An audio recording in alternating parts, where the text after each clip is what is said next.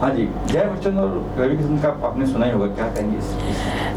देखिए, जहाँ तक बात है जया बच्चन की, जो उनका स्टेटमेंट आपने भी बताया मुझे, उन्होंने कहा कि जिस थाली में खाते हैं उसी में छेद करते हैं। तो मिसेस बच्चन, ऐसा है ना कि यहाँ थाली और छेद की बात नहीं हो रही है, यहाँ ड्रग्स की बात हो रही है। तो मैं किसी के सपोर्ट में तो ये नहीं कहूँगी कि कौन सही है कौन गलत है।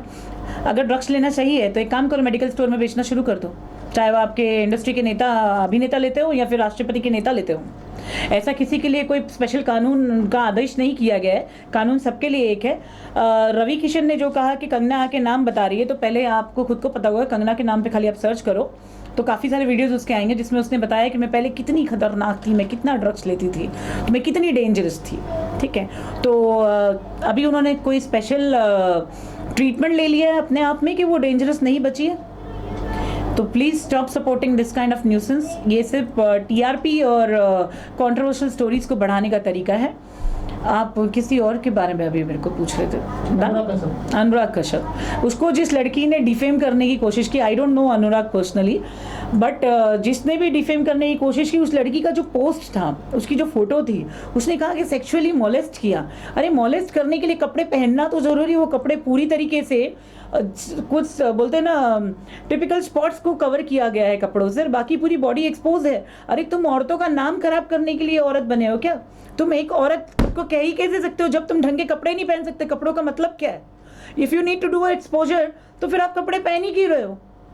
और कपड़े पहन के, ऐसे कपड़े पहन के आप सामने आ रहे हो और आप बोल रहे हो कि मेरे साथ में सेक्सुअली अब्यूज़ हुआ है। सेक्सुअली अब्यूज़ हुआ है तो ये क्या मजाक था कि कोई जोक था कि सेक्सुअली अब्यूज़ हुआ 5 साल पहले?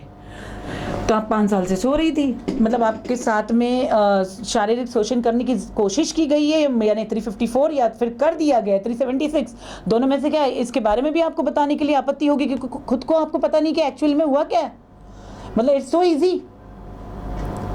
मतलब ये चाहिए कि बॉलीवुड, अभी कोई पिक्चरें रिलीज़ नहीं हो रही है, तो मैं आप पत्रकारों को बता दूं, पिक्चरें रिलीज़ नहीं हो रही तो कंट्रोवर्शियल स्टोरीज रिलीज़ हो रही हैं। कुछ नहीं तो बोलते मीडिया में कैसे रहना है, कैसे टॉप पे रहना है। सोशल वर्क से तो ये बहुत दूर है।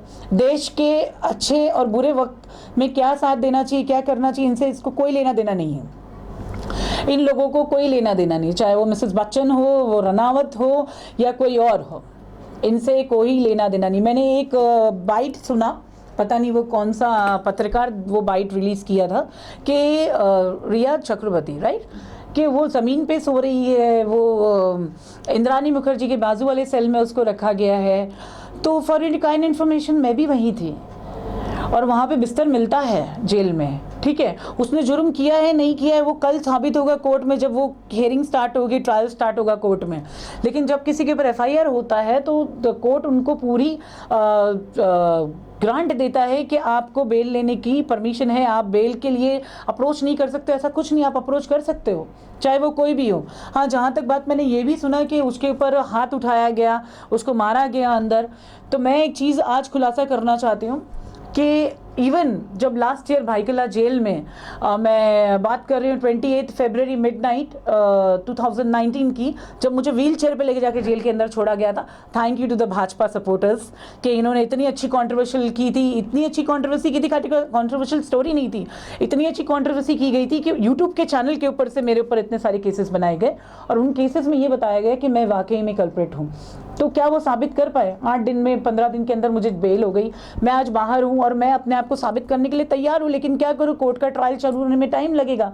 लेकिन इसका मतलब ये नहीं कि यूट्यूब के ऊपर वो चैनल चलते रहे और आज भी मुझे तकलीफ पहुँचाते रहें।